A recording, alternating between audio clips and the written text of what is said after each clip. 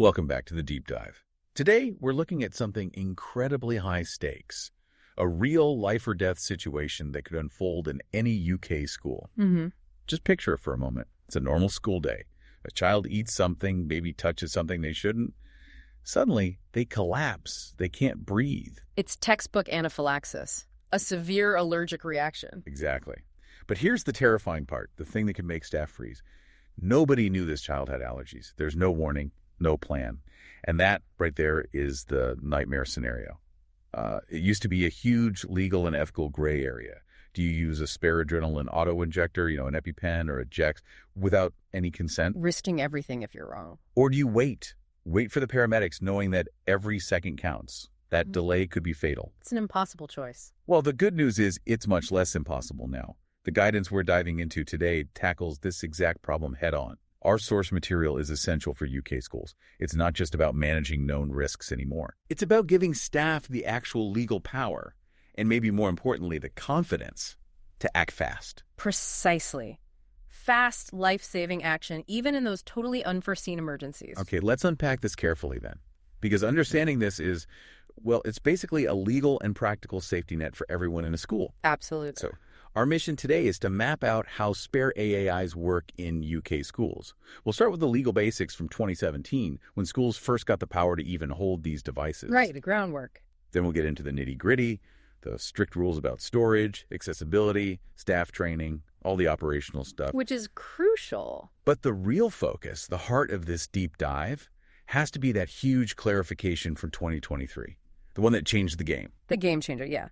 It confirmed that staff can treat someone having an unexpected anaphylactic shock, even if they have no history, no diagnosis, no consent form on file. Even if it's an adult visitor. Even an adult visitor, yes, or another staff member. It covers anyone on site experiencing a first-time life-threatening reaction. Okay, so by the end of this, you, our listeners, should have a really clear picture. It's your shortcut to understanding the rules, the practicalities, and crucially, those legal protections that allow staff to act when minutes matter. You'll know exactly what the legal standing is. Right. Let's start where it all began, legally speaking. Before 2017, getting an AAI into a school was complicated, wasn't it? Oh, very. You generally needed a prescription for a specific child. So the AAI technically belonged to that one pupil. Which makes it pretty useless as a general backup for the whole school. Exactly. It couldn't really function as a spare in the way we understand it now. So the big change came on October 1st, 2017. What did that legislation actually do? Well, it was fundamental. For the first time, it gave schools the legal green light to buy and hold AAIs without needing a prescription for a named individual. Ah, okay. So it decoupled the device from a specific patient. Precisely. It allowed schools to think proactively, to build up a small stock of these devices as a general emergency resource. The law recognized that schools needed to be ready for the possibility of anaphylaxis, not just react when a known allergic child had a problem. That makes sense. Prepare the environment. But here's a really important point we need to stress. Does this 2017 law mean every single school must hold spare AAIs now? Is it mandatory? No, absolutely not. And that's a key distinction the guidance makes very clear. Holding spare AAIs is discretionary. It's up to the individual school to decide whether or not to do it. So it's optional. It's optional in law. But, given what we know about anaphylaxis and the legal clarity that now exists, it's very strongly recommended. It's seen as a core part of basic emergency preparedness in a school setting. And the intention is purely as a backup, Yes. Right? It doesn't replace the need for children with known allergies to have their own prescribed AAIs. Definitely not. It's a safety net for when the child's own device isn't available, or, as we'll discuss later, for that completely unexpected emergency. It's not a substitute for personal prescriptions. Okay, so a school decides, yes, we want this safety net. We want to hold spare AAIs. How do they actually go about getting them? It's not like ordering pencils, I assume. No, definitely not. There's a formal process involved to ensure it's all above board and properly documented. The school needs to approach a pharmacy or another registered supplier. And what do they need to provide? They have to submit a formal written request. This isn't just an email. It has to be on the school's official headed paper. Okay, adds weight to it. And critically, it must be signed by the principal or the head teacher. The responsibility sits right at the top. Makes sense. What information has to be in that letter? It needs 3 specific things. Huh. 1, the name of the school, obvious but necessary. 2, the exact purpose for needing the AAI, which must be stated as for the emergency treatment of anaphylaxis, right? Linking it to the legislation. Exactly. And 3, the total quantity of devices required. This paperwork trail confirms to the pharmacy that the school is acquiring the AAI under that specific 2017 legal provision. Okay, so the legal side is covered, but then comes the practical reality money. Are these provided free to schools? No. That's a really important point for school budgets. Pharmacies are not required to supply these free of charge. The school has to buy them. And they're not cheap, are they? What sort of cost are we looking at? The source material estimates it at around 80 pounds per device. Now, 80 pounds might not sound like a fortune initially. But AAIs expire. Exactly. They typically have a shelf life of maybe 12 to 18 months. So if a school keeps, say, 5 spare devices, maybe a couple of different doses. They're looking at potentially 400 pounds or more every single year just to maintain that stock. That's right. It's an ongoing financial commitment that needs to be factored into the school's budget planning. It's a cost of safety. And it's not just cost. The school also has to make medical decisions, essentially. Yeah. Which brand? Which dose? How do they handle that? Yeah, that's another layer of complexity. The guidance strongly advises schools to try and stick to the brand, like EpiPen or Jext, that's most commonly prescribed to pupils already in the school, if possible. Why is that so important? Consistency. Yeah. In a high-stress emergency, you don't want staff fumbling because the device in their hand works slightly differently from the one they were trained on or the one they usually see. Seconds matter. So familiarity reduces risk. Reduces risk of confusion and delay? Absolutely. Familiarity breeds confidence and speed. Okay, brand consistency where possible. What about dosage? That must be based on clear medical guidelines. It is. It's strictly based on the child's age and, implicitly, their size.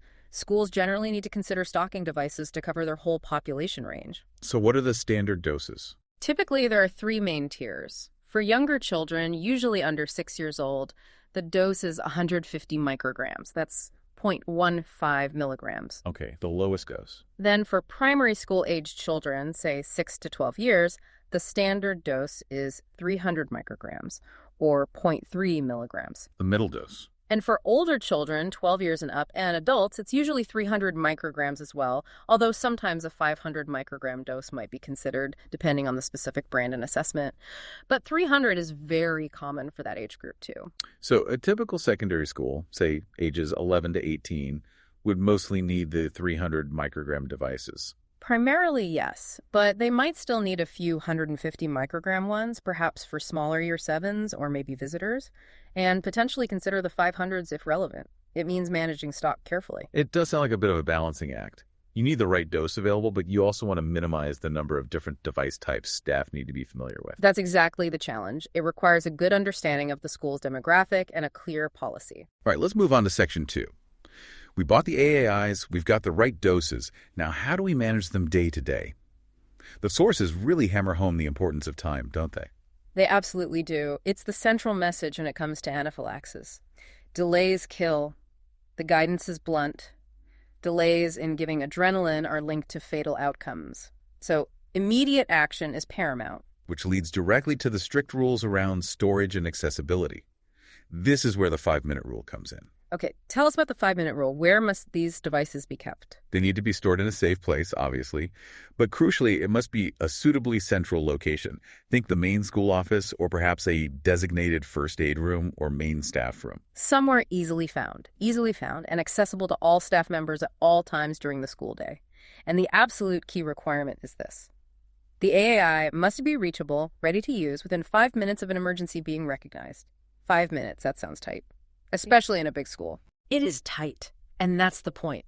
Think about a large secondary school with buildings spread out, maybe separate science blocks, a sports hallway over there. Getting from the PE changing rooms back to the main office could easily take 5 minutes, even at a run. Exactly. So the guidance acknowledges this reality. For larger schools, or schools with complex layouts, one central kit might not be enough to meet that 5-minute standard for every part of the site. So what's the solution? Multiple kits. That's often the necessary solution, yes. You might need an emergency kit near the dining hall, another in the main admin block, maybe one accessible to the playground or sports facilities. The school has to map it out. A time to AAI map for the whole site. Essentially, yes. Assess the risk and the time it takes to get the medication from any point on campus. What about locking them up, for security? These are valuable, potentially dangerous items. That's a really critical point the guidance addresses forcefully. The answer is an emphatic no. AAIs must never be locked away in a cupboard, a drawer, or an office that staff can't get into immediately. So no locked first aid cabinets. No keeping it in the head teacher's office if they sometimes lock their door. Absolutely not. The need for immediate access in a life or death situation trumps routine security concerns for the device itself. They need to be secure from misuse, but instantly accessible for use. How do schools manage that balance then? Often, it means keeping the kit in a clearly marked, maybe tamper-evident but unlocked container within a constantly staffed area, like the main reception or a busy staff room. Supervision provides the security, accessibility is maintained. Makes sense. Now, the kit itself, it's not just the AAI device in a box, is it? What else needs to be in this emergency anaphylaxis kit? No, it's a package deal for preparedness. Obviously, you need one or more AAIs in date. You also need clear instructions on how to use that specific brand of AAI, plus storage info and manufacturer details. Okay, the how-to guide. Then there are the logistical tools. You need a checklist for carrying out monthly checks. Someone has to physically inspect the devices every month. Monthly checks. What are they checking for? Expiry date, primarily. Also, checking the little window on the device to make sure the liquid is clear and not discolored, and recording the batch numbers. It's about ensuring the device is definitely ready and effective if needed. That sounds like quite an administrative task, keeping those monthly logs updated for potentially multiple kits across the school. It is an ongoing task, but it's non-negotiable. Imagine the nightmare of needing the AAI and finding it's expired. That's a serious failure of duty of care. Absolutely. What else is in the kit? You also need an administration record form. This is to be filled out immediately after an AAI is used, recording who it was given to, when, where, what dose, by whom. Vital information for the paramedics and for the school's records. And I think originally the kit also needed a list of pupils who it could be used on. Yes, under the original pre-2023 rules, when use was restricted to known allergic pupils with consent, that list was often included for quick reference. And clear labeling is vital too, keeping the spare AAIs distinct from any pupil's personal prescribed ones. Avoid mix-ups. Okay, so the kit is ready, it's accessible. Who can actually use it? If a teacher or a teaching assistant sees a child collapsing, are they legally allowed to grab that kit and administer the injection, even if they haven't had specific medical training? Yes. This is probably one of the most crucial and reassuring pieces of information in the guidance. The law is explicit. Any staff member can administer an AI in an emergency to save a life. Any staff member. Wow. Any staff member. They don't need to be a registered nurse or a paramedic. Their action is protected by law. And what law is that? You mentioned it earlier. It's Regulation 238 of the Human Medicines Regulations 2012. This specific regulation provides a legal exemption. It allows untrained individuals to administer certain prescription-only medicines, like adrenaline, via an AI if it's for the purpose of saving a life. So Regulation 238 is the legal shield for staff acting in good faith in a crisis. It's precisely that. It removes the fear of prosecution for assault, for example, by administering medication without formal qualification or explicit consent in that specific life or death context. That's incredibly important for staff confidence. But just because the law allows anyone to do it doesn't mean everyone should without preparation. What about training? Absolutely. While the law provides the permission, good practice demands competence. The guidance strongly recommends that schools provide annual training on anaphylaxis recognition and AAI administration to all staff. All staff, not just first aiders. All staff, because you never know who will be closest when an emergency happens. It could be a lunchtime supervisor, a receptionist, a PE teacher.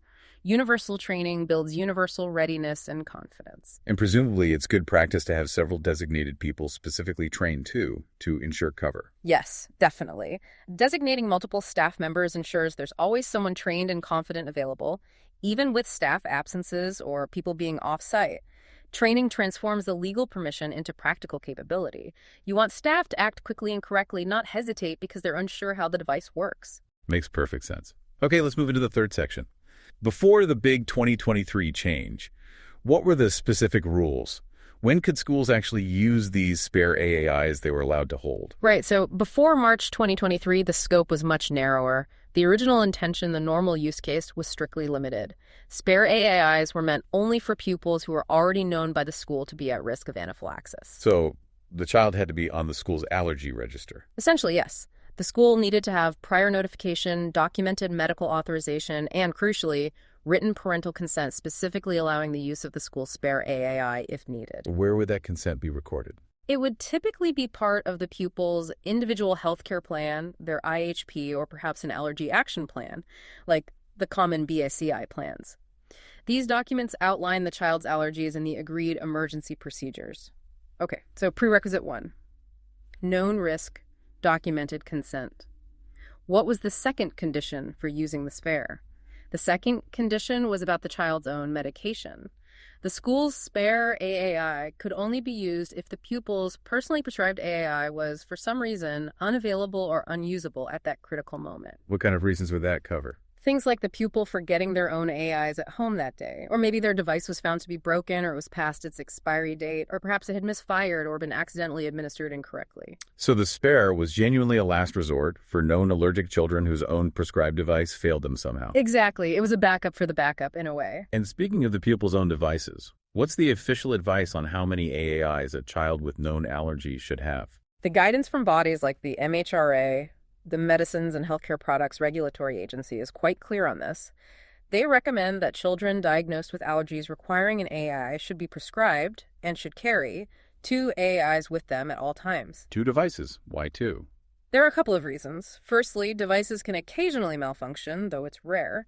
Secondly, and more significantly, sometimes 1 dose of adrenaline isn't enough to reverse a severe reaction, and a second dose is needed after 5-10 minutes while waiting for the ambulance. Having 2 provides that immediate second dose capability. Okay, so the ideal is the child has 2 of their own. The school's spare only comes into play for that child if both their devices are somehow out of action or forgotten. That was the pre-2023 model, yes. And schools manage this through things like allergy registers, sometimes with photos, to help staff quickly identify known allergic children and confirm consent.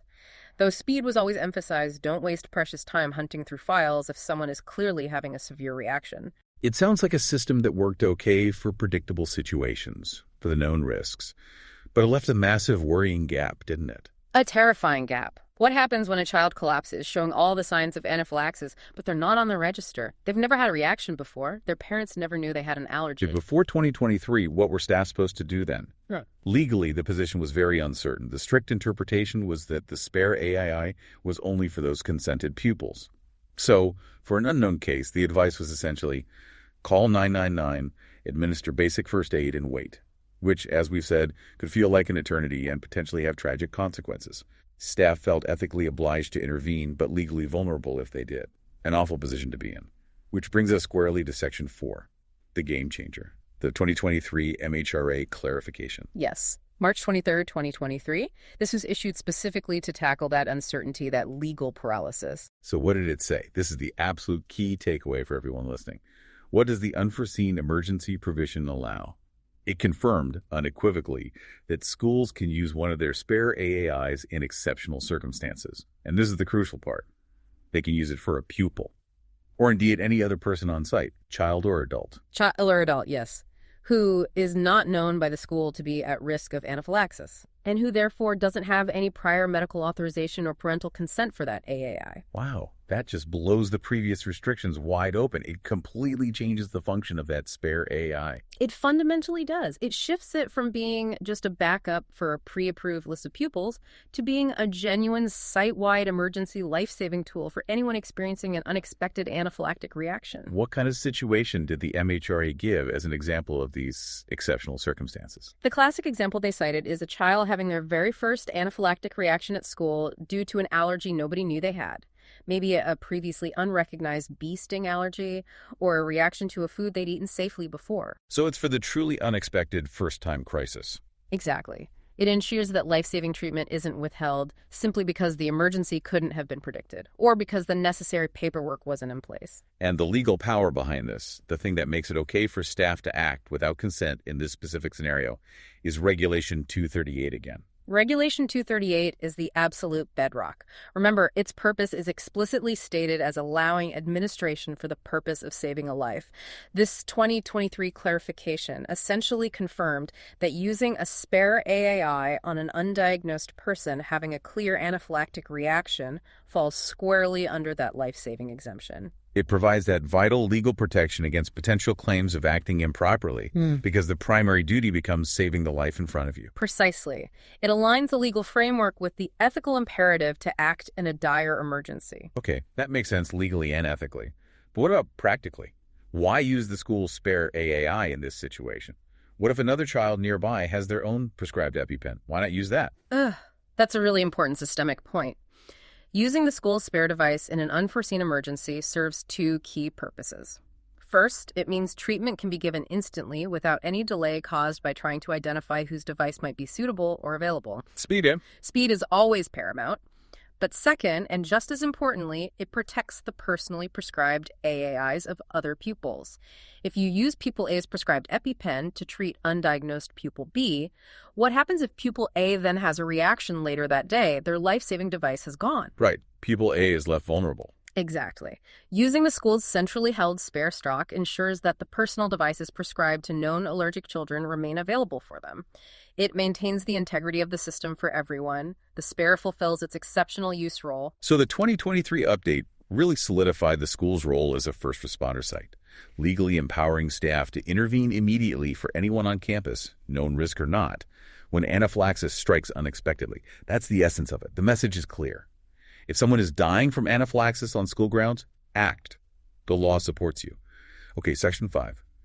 We know staff can act. Now, how should they act? Let's talk recognition and response. How do staff spot anaphylaxis quickly and confidently? Right. This is about practical skills. Training should focus on distinguishing mild or moderate reactions from severe, life-threatening anaphylaxis. What does mild to moderate look like? Think maybe hives or a nettle-like rash appearing suddenly, perhaps some swelling around the lips, face, or eyes. Maybe the person feels sick or vomits. These are concerning, definitely need monitoring, maybe an antihistamine. But not immediate AAI territory. Not usually, unless the person is known to deteriorate rapidly. But the crucial signs, the red flags for immediate AAI use, involve the ABCs, airway, breathing, or consciousness. Okay, break those down. What are the airway signs? Persistent cough, a sudden hoarseness in the voice, difficulty swallowing, maybe their throat feels tight. For breathing, look for wheezing, shortness of breath, noisy breathing, clear signs they're struggling to get air in or out. And consciousness. Sudden dizziness, feeling faint, looking pale and clammy, becoming floppy or unresponsive or collapsing. Any one of these ABC signs is a trigger. And the guidance stresses, doesn't it, that you might not get the mild symptoms first. It can go straight to severe. Absolutely. Yeah. Especially with food allergies, someone might seem fine 1 minute and be struggling to breathe the next without any preceding rash. If those ABC signs appear, you act. So what's the absolute core message for staff when they see one or more of those ABC signs? The immediate action mantra. It's simple and direct. If any one or more of these signs are present, use the AI without delay. Don't wait to see if it gets worse. Don't wait for a second opinion if possible. Act immediately. And what about doubt? What if a staff member isn't 100% sure it's anaphylaxis, but the person is clearly very unwell? The overriding principle, backed by medical consensus and that Regulation 238 protection, is, if in doubt, give adrenaline. The risks of giving adrenaline unnecessarily are far, far lower than the risks of withholding it when it's needed. Okay, so identify the ABCs, decide to act, erring on the side of caution. What's the very next physical step? Positioning the patient. Yes, positioning is critical and needs to be done immediately. Lie the person flat. If possible, raise their legs, maybe pop a chair or bag under their ankles. This helps blood flow back to the heart and brain. Lie flat, legs raised. What if they're having trouble breathing lying flat? If breathing is severely difficult, you can allow them to sit up, but only just enough to ease the breathing. Minimal movement is key. And the absolute don't. The absolute don't. Do not stand the person up or allow them to walk around. Suddenly, standing someone up during anaphylaxis can cause a catastrophic drop in blood pressure and potentially lead to cardiac arrest. It's incredibly dangerous. So bring the AAI to the patient, keep them lying flat or slightly sat up if needed, never stand them up. Got it. Then what?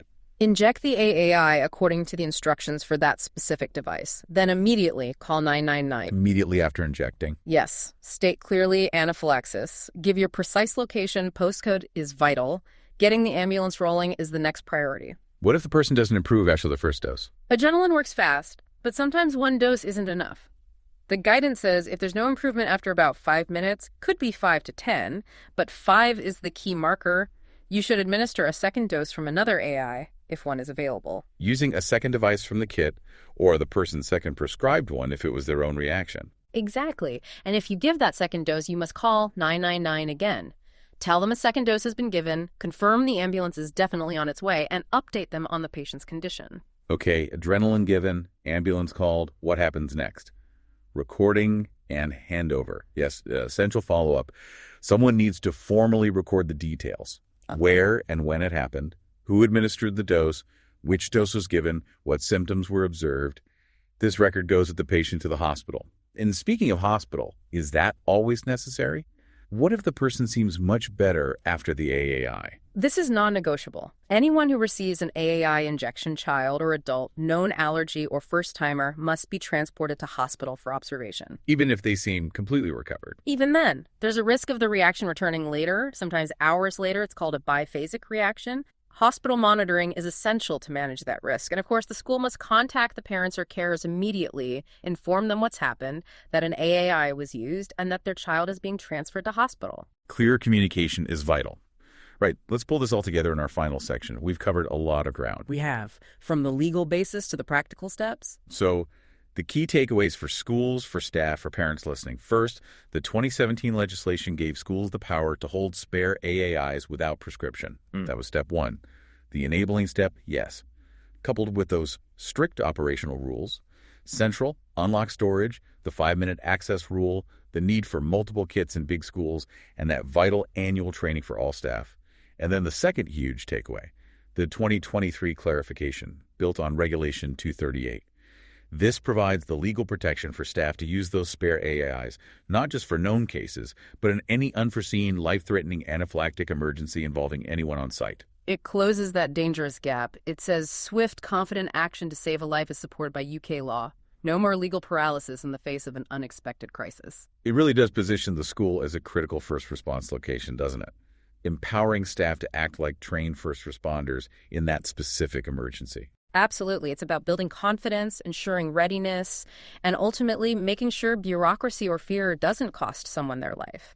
The guidance is there to protect pupils and support staff. So here's a provocative thought to leave our listeners with, building on everything we've discussed. Regulation 238, as clarified in 2023, allows using a spare AAI to save the life of any person on site, pupil, teacher, visitor, contractor, during an unforeseen anaphylactic event. The scope is universal within the school grounds. Given that the law now not only permits but it essentially anticipates this life-saving action for unexpected emergencies, does this mean a school's fundamental responsibility for emergency medical planning has shifted? Has it broadened beyond just managing known conditions for pupils with IHPs? That's the question, isn't it? Does the duty of care now implicitly extend to preparing for and responding to severe unforeseen allergic reactions in the entire school community? Not just pupils, but everyone present. How should schools adapt their overall risk assessments and staff training if they are now expected to be ready for universal, life-saving intervention? Not just planned care for known allergies.